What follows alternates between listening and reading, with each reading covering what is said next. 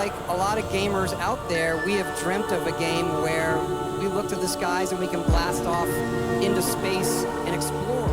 All right, guys, it's 4.5 days till the pre-release. This thing is going to have so many different releases. I'm super excited about this. Listen, there's going to be the guys that already have the codes. They're going to be releasing their stuff here pretty soon. They're going to be dumping videos out of everything that you ever wanted to know about this game to try to ruin it. I don't understand why the anticipation has to be ruin it. You guys already know 20 steps ahead of every move that you're making your game already before the game comes out. I think some of you guys are just ruining it.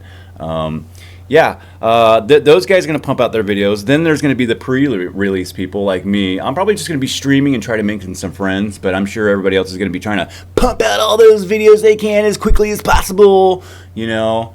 And then there's going to be the regular release. Everybody's going to start playing it. And then they're going to release the creation kit, which is super cool.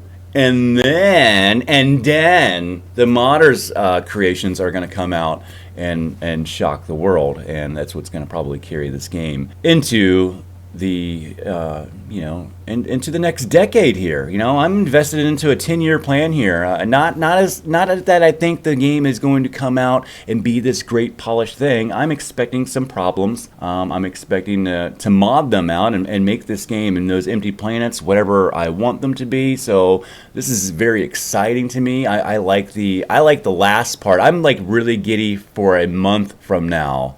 After all the other excitement dies down and we start getting into modding this game, because from what I'm hearing, it's super cool. Modding No Man's Sky was probably one of the best things. It's going to be hard to beat. No Man's Sky on a great PC with mods is just a beast, guys. I understand. You guys, No Man's Sky was such a flop in the beginning. No, it wasn't, man. The people who complained at the very beginning of No Man's Sky were playing on potatoes, man. I play the you can go depot the very first version of No Man's Sky through Steam, the very first push that everybody said was so broken, and the game feels better than it does now. Now it just feels like dead ends and Fortnite skins, which if you guys like that kind of stuff, go play Fortnite, man. I don't know what to tell you, man. This is a space game, exploration, being lost, and forever changing and evolving should be the way it is. No Man's Sky hit a dead end really quickly with like 20 different biomes, and then they spread themselves out so thin with very minimum specs. Their minimum specs were crazy. They even upped them once on Steam. How do you do that in a game? How do you change your minimum specs 3 years down the road? Do you give those other people their money back? I just have no idea. I don't know how that's going to go. But yeah, the modding in No Man's Sky was crazy because it was... No Man's Sky had no communication at all. Nothing. Sean sat in he locked himself behind a door, and that was it, man. And the modding community started fixing the game, but the rest of the community that actually, pulls all the weights and the strings for everybody shunned the modders, man. They actually just... I'd never seen a community get shit on like the No Man's Sky modders. That is crazy. And Sean should have came out there and fixed that, because I think the modders really helped that. So anyway, I'm glad that Starfield is taking a different approach, and Bethesda loves their modding community, and that is just super cool. And we're going to talk about this a little bit. Pete Hines here talks about the mod. We already kind of covered this a little bit, but we got to play it again because it's amazing Turns to out hear him we're talk launching about this, twice, man. which again, to your point, like how often do we launch it twice? Like it's hard to ESO, I guess, kind of PC and console. Yeah, but it's different. Yeah, it does feel different. Yeah, but it's coming, and again, like I get excited about this game because I love it so much, and I love what we've made and what that team made. There's a lot more coming, and when you start to think about the kind of communities that come around Bethesda Game Studios games, and putting a tool like that in the hands of people to go, how'd you like to make a planet? Like, how'd you like to do? Like, all of that is going to just be off the charts when you start getting a community to come in and add all of the different things that they want to bring to it, their own stories they want to tell, whatever it is, or hell, I have a list of things I already want to mod. So that was one of my questions. Do you have a list of things you want to do? Like, because He's got a 7 list of days from things now. he wants them out already. Turns And out not only we're that, launching they're gonna twice. create the creation kit. This is where like No Man's Sky definitely went wrong because I don't know. In No Man's Sky, we can change the planets up, but we attach different models to the procedurally generation. So procedural generation's happening, and we can attach things to the thing that is assigned to each of the things that get spread out throughout the procedural generation, if that makes sense. I'm trying to explain it on simplistic terms here.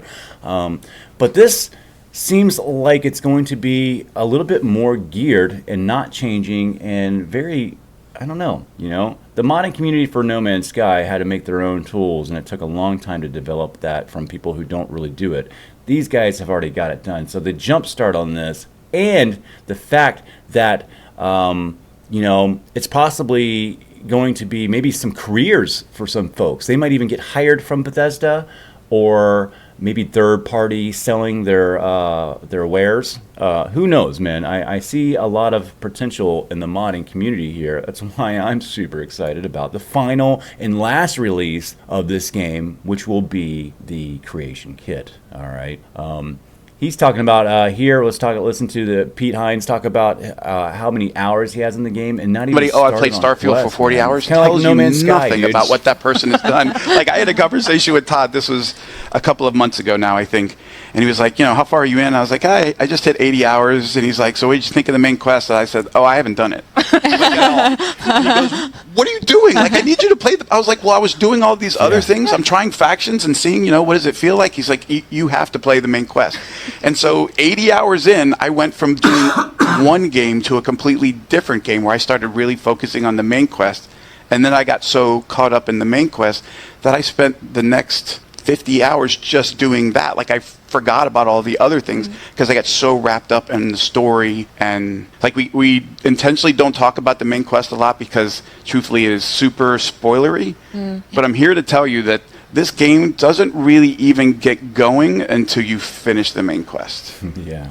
Okay. I know we've already heard Yeah. that before, but I mean that is pretty crazy. I'm excited to see how it ends and what it is because an end point is kind of weird in a game that's kind of sort of infinite. It's like one thing I liked about No Man's Sky was the open-ended story, but then they started trying to storyfy it, and then they had all these dead ends, and it's just like, all right, Sean's on this really 20-year long con with everybody, and it's like I don't want to hang out and tune in until next week. That's like I can't watch a TV series until like a couple seasons come out. I don't want to hang on to what's happening for another 2 weeks, and then another 2 weeks, and then another 2 weeks, and I just keep on getting trickled through it. I'll just wait 2 years and not watch it, not listen to everybody, and then I'll sit down and just watch it one week and run through it and be able to enjoy the thing in its entirety without these little teasing pieces throughout it. So, yeah, I'm not going crazy. I'm not going down every single hole. I mean, I'm sort of going crazy about the modding side. I want to hear what the developer side of it is. I've been really digging into the company. They're out of the United States, and they're not over in Canada, man. They're up over on the East Coast. They're in Maryland or something like that. That's super cool. I mean, the more I'm digging into Bethesda, the more and more I like them. I know the fanboys go off on them, but you know what? YouTubers don't know shit about running a company and being a stand-up fucking good person. All they know how to do is be little pieces of shits that run YouTube algorithms, which is horrible. YouTube ruined itself with the way it's acting now and how it does its YouTube school, and it just makes people want to pump out massive content and overhype things and try to ruin everything before it even comes out, man. So, with that being said, I am going to be going down this game in a very calm, collective way that doesn't want to ruin the game, and I want to be surprised by what happens next in the game. I don't want to know that I have this option until I get the option. So, if that sounds like you guys out there, hit that like and subscribe, man. I'm not going to beg you, but the YouTube algorithms do hold me down because I very much speak freely about how much I dislike YouTube and the way they have done business in the last couple of years. So it's a political trash can, and it's none of my business, and I don't care. Whatever side you're on, Republicans, Democrats, you're both wrong. Anyway, I love you guys. Hit that like and subscribe. Call somebody up. Tell them you love them. We got 4.5 days left, not as if I'm counting.